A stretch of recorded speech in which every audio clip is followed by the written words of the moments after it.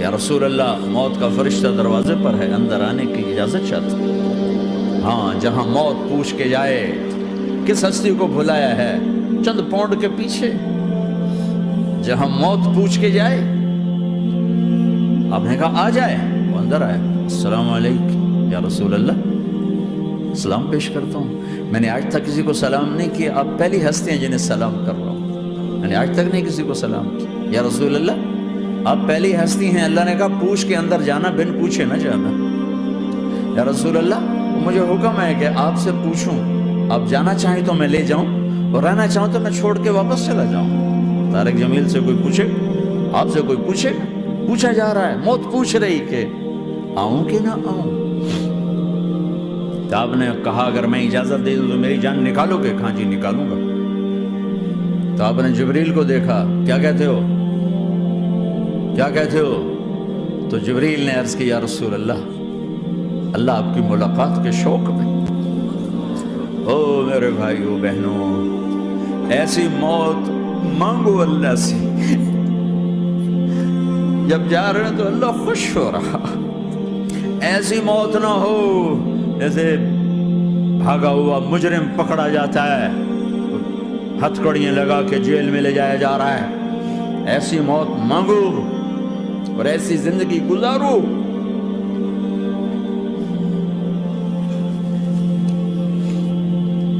موت ہمارے لیے راحت، اللہ خوش ہو رہا۔ جب سعد بن معاذ کا انتقال ہوا تو آپ نے فرمایا، میرے نبی نے فرمایا،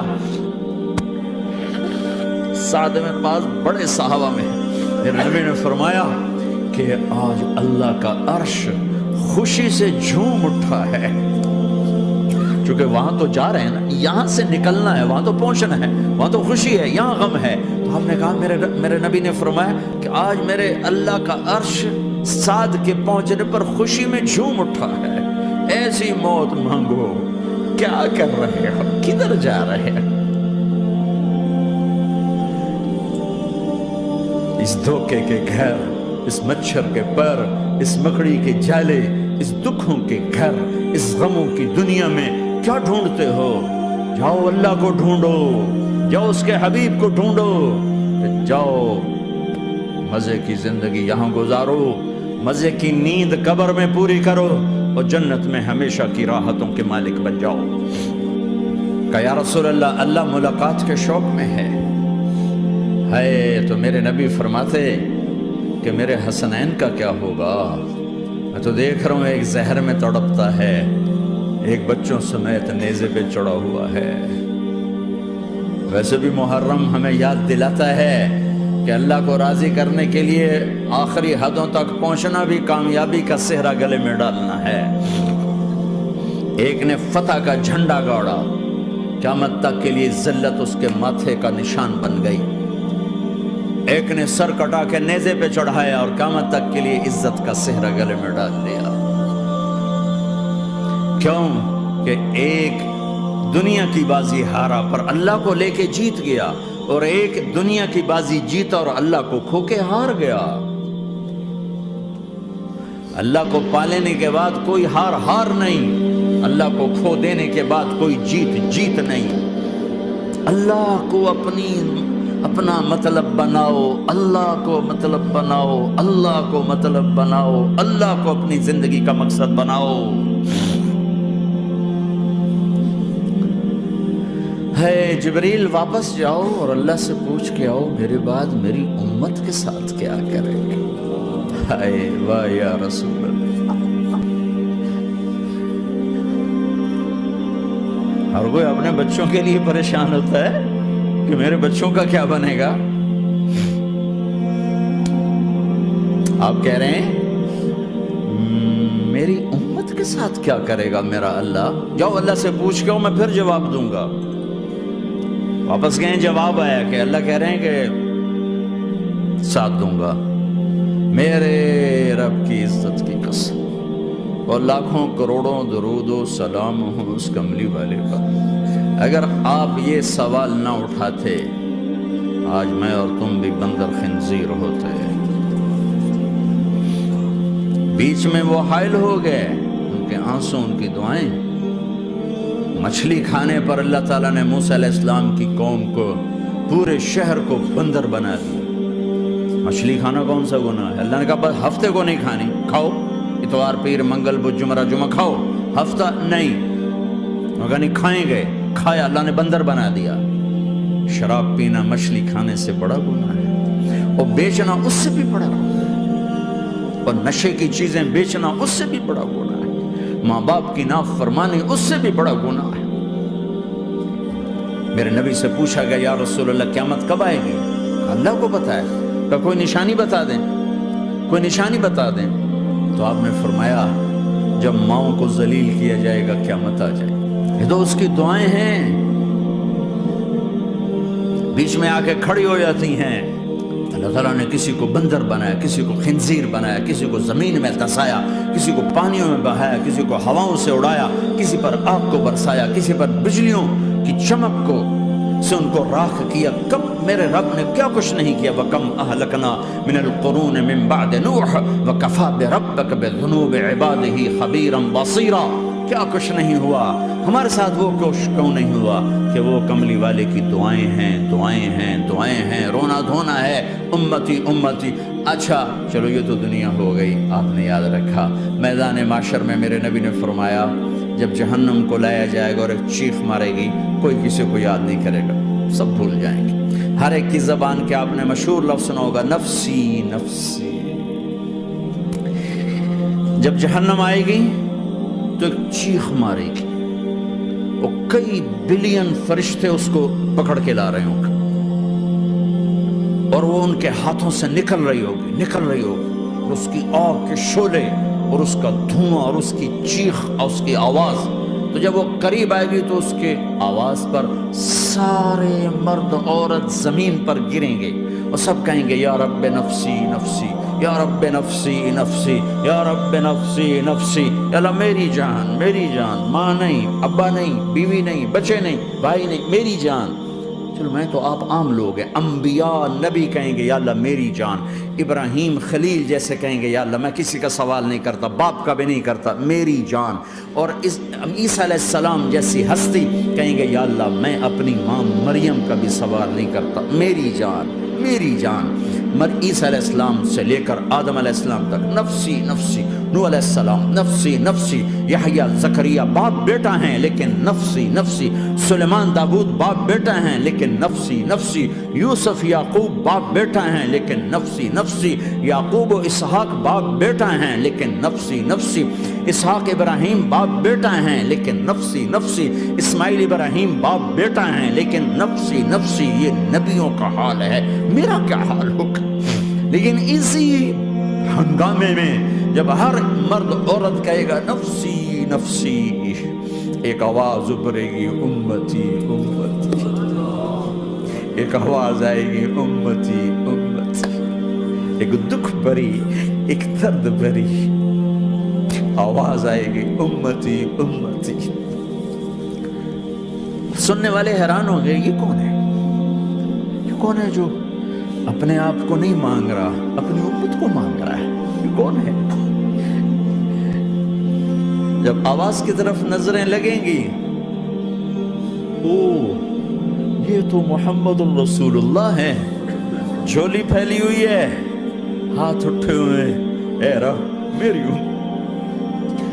کون سی امت ساری زندگی شراب بیچتے رہے؟ کون سی امت ساری زندگی ڈرگز بیچتے رہے؟ کون سی امت ساری زندگی زنا کرتے رہے؟ کون سی امت ساری زندگی ظلم و ستم کے پہاڑ توڑتے رہے؟ ساری زندگی جوا کھیلتے رہے؟ آپ تو کہتے دفع ہو جاؤ، میری نظروں سے دور ہو جاؤ. نہ تمہیں میری عزت کا خیال رکھا، نہ میری نسل کی قربانیوں کا خیال کیا. میرے معصوم بچے نیزوں پہ چڑھ کے اس کے دین کے تم چند پونڈوں پہ کیا ظلم ڈھا کے آئے ہو؟ دفع ہو جاؤ یا اللہ انہیں جہنم میں ڈال. یہ کہنے کا موقع تھا. میں قربان جاؤں اس نبی رحمت، اس کامل اکمل نبی، اس ہادی رہبر پر میں کہاں سے الفاظ لوں ان کی تعریف کے لیے.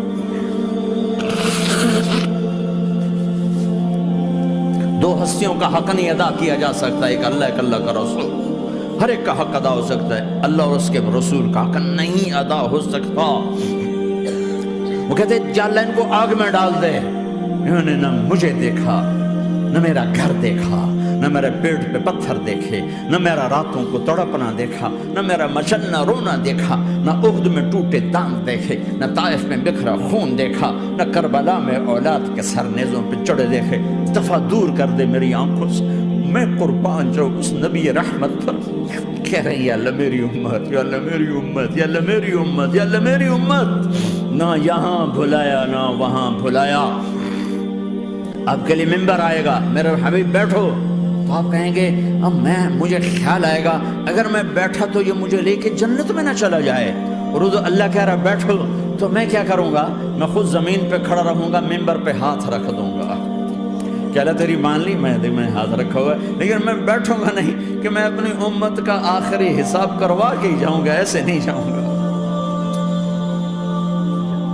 آؤ بھائی، ہمارا نیا سال ہمارا سال تو محرم سے شروع ہوتا ہے، ویسے تو جنوری بھی اللہ کا، محرم بھی اللہ کا، سورج اللہ نے بنایا تو جنوری فروری بھی اللہ کا، اور چاند اللہ نے بنایا تو محرم ربیع الاول بھی اللہ تعالیٰ کا، دونوں ہی اللہ کے ہیں، کسی نے یہ لے لیا کسی نے وہ لے لیا۔ ہم نے چونکہ چاند کا کیلنڈر بنایا تو ہمارا تو اب سال شروع ہو رہا ہے، ہمارا تو نیو ایئر اب ہے، ہمارا نیو ایئر رونے سے شروع ہوتا ہے۔ کیسا اللہ نے نظام بنایا، کسی اور مہینے میں یہ واقعہ ہو جاتا، نہیں سال کے شروع میں یہ واقعہ رکھا ہے کہ ہر ایک کو پتہ چلے کہ ہاں نیا سال خوشی منانے کے لیے نہیں ہوتا، نیا سال آخرت کی تیاری کے لیے ہوتا ہے کہ ایک سال چلا گیا، ایک سال اور زندگی سے نکل گیا، اور بھی جلدی سے اللہ کو راضی کرنے کا کوئی کام کرنے کو، توبہ کرنے کو، اللہ کو راضی کر لیں۔ لیکن آپ کیا کہہ رہے ہیں؟ یا رب امتی امتی، یا رب امتی امت، یا اللہ میری امت، یا اللہ میری امت، یا اللہ میری امت۔ اور ایسی شفقت و محبت آپ کہیں گے یا اللہ یہ میری امت کا حساب میرے حوالے کر، میں لوں گا تو نہ لے، میں لوں۔ تو اللہ تعالیٰ فرمائیں گے آپ کیوں لینا چاہتے؟ کہیں گے میں اس لیے لینا چاہتا ہوں کہ ان کے جتنے عیب ثواب ہیں نا وہ کسی کو پتہ نہ چلے، تو میرے سامنے آ جائیں تو ان کو شرمندہ نہ ہونا پڑے، تو میں قربان جاؤں۔ پھر وہ رب محمد ہے، اس نے اپنے حبیب کی لاج رکھنی ہے، وہ کہیں گے میرے محبوب اگر آپ ان کا حساب لیں گے اور آپ ان کے گناہ دیکھیں گے تو پھر ان کو آپ سے تو بڑی شرم آئے گی، نہیں میں آپ کو بھی نہیں دیتا، میں ان کا حساب پردے کے پیچھے لوں گا، کسی کو پتہ نہیں چلنے دوں گا۔ اتنی بڑی ہستی، اور آگے دیکھو طائف میں پتھر پڑ رہے ہیں، اور ہر قدم پہ پتھر پڑتے ہیں، یہاں تک کہ ایک دم پتھر پڑنے سے تو خون نہیں نکلتا، پتھر کون سا کوئی تیر ہوتا ہے، پتھر تو پتھر، لیکن اتنے پتھر پڑے پنڈلیوں کے اوپر کے پھٹ گئیں، ان سے خون نکلتے نکلتے نکلتے جو جوتا تھا پاؤں میں ایسے ساتھ ایسے چپک گئے۔ وہ ساری کائنات کے دلہا سردار بے ہوش ہو کے گرے۔ وہ آپ کے غلام زید نے نوکر تھے، انہوں نے اٹھایا کندھے پر، بھاگے، پیچھے وہ سر پہ چڑھے ہوئے پتھر مار رہے ہیں، اور آپ جتنا بھاگ سکتے تھے بھاگے، یہاں تک کہ بے ہوش ہو کے گر گئے۔ خون زیادہ نکل گیا، وہ انہوں نے کندھے پہ اٹھا دوڑ لگائی، اور آگے سامنے باغ تھا، کس کا؟ سب سے بڑے دشمن کا، مکے والے عتبہ بن ربیعہ۔ عتبہ کون ہے؟ یہ جنگ بدر میں جس کے ہاتھ میں جھنڈا تھا، اور جنگ بدر میں قریش مکہ کے لشکر کا جو چیف تھا وہ اس کا باغ، لیکن زید کو کوئی پناہ نظر نہیں، وہ باغ میں گھس گئے، اور اللہ کے نبی کو ایک انگور کی بیل کے نیچے لٹایا۔ تو جان کا دشمن عتبہ، لیکن جب اللہ کے نبی کو خون و خون دیکھا تو اس کا دل بھی پگھل کے رہ گیا، کہنے لگا ہائے ہائے، طائف والوں نے محمد کے ساتھ کیا کرتا، جس پر دشمن کو رحم آیا ہمیں اس پہ رحم نہیں آیا، ہم نے اس کے آنسوں کی کوئی قیمت نہیں لگائی۔ وہ اتنا ایموشنل ہوا کہ جلدی سے گیا اور پلیٹ میں انگور توڑ کے سجائے، جب جانے لگا تو پھر شرم اور وہ ایک حجاب درمیان میں آڑے آ گیا تو اپنے غلام کو بلایا، عداس کا، عداس یہ لے جا وہ جو آدمی زخمی پڑ گیا، اسے جا کر کہنا کہ تمہیں رشتہ داری کی قسم میرے انگور رد نہ کرنا، کھا لے۔ حالانکہ موقع تھا کہ قتل کرتا، ہر وقت قتل کرنے کے منصوبے بنا رہے، موقع تھا کہ قتل کرتا۔ ایسا حال تھا کہ قاتلوں کے بھی آنکھوں میں آنسو آ نہیں آئے تو تمہاری آنکھوں میں نہیں آئے۔ چند پونڈوں پہ اپنے نبی کو بیچ دیا، کہنے کا عداس یہ لے جا، وہ جو آدمی لیٹر پڑا، اسے کہنا تو میں رشتہ داری کی قسم دیتا ہوں میرے انگور رد نہ کرنا، کھا۔ عداس آئے اور آ کر انگور پیش کیے، تو اب آپ نے ایک انگور اٹھا کر بسم اللہ، تو عداس کہنے لگا یہ لفظ یہاں تو لوگ نہیں بولتے۔ آپ نے پوچھا تو کہاں کا ہے؟ کہا میں نینوا کا ہوں۔ اچھا، میرے بھائی یونس کے شہر کا، یونس علیہ السلام۔ وہ کہنے لگا وما ادراک ما یونس، آپ کو یونس کا کیسے پتا ہے؟ تو آپ نے فرمایا میں اللہ کا نبی ہوں، وہ بھی اللہ کا نبی تھا۔ تو عداس نے ایک دم آپ کے پاؤں پکڑے اور چومنا شروع کیا اور کلمہ پڑھ لیا، تو آپ اپنے سارے زخم بھول گئے۔ پھر جو آپ نے اللہ سے بات کی ہے نا، آئے ہائے ہائے ہائے ہائے، کیا اللہ پاک کے سامنے اللہم اشکو الیک ضعف قوتی وقلت حیلتی وقوانی علی الناس، اے میرے رب آج تجھ سے گلہ نہ کروں، آج تجھ سے گلہ نہ کروں، تو نے مجھے کن کے حوالے کر دی، تو نے مجھے کن کے حوالے کر دی، الی عدو ملکتہ امری او بعید یتجحم، ایسے دشمنوں کے حوالے تو نے کیا جنہوں نے میرا یہ حال کر دیا، تجھ سے کون سا چھپا ہوا ہے۔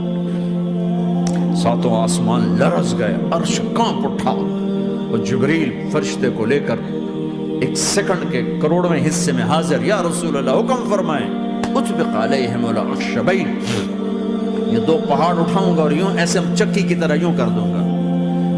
نبی رحمت، نبی رحمت، نبی رحمت، ارے تم تو آپس میں رحمت نہیں رہے ہو، ایسی فرقہ واریت کی آگ میں جلے ہو کہ ایک دوسرے کو سلام کرنا چھوڑ گئے، ایک دوسرے کے پیچھے نمازیں پڑھنا چھوڑ گئے۔ اور جاؤ پاکستان میں دیکھو ایک دوسرے کے خون کے پیسے پھر رہے ہیں، یہ کون سی امت ہے، یہ کون سا اسلام ہے؟ حضرت عائشہ نے پوچھا یا رسول اللہ آپ کو سب سے زیادہ تکلیف کہاں پہنچی؟ کہ طائف میں، طائف میں 23 برس میں سب سے زیادہ تکلیف کہاں پہنچی؟ فرمایا طائف میں۔ جنہوں نے اتنی زیادہ تکلیف پہنچائی تھی ان سے بدلہ لینے کا وقت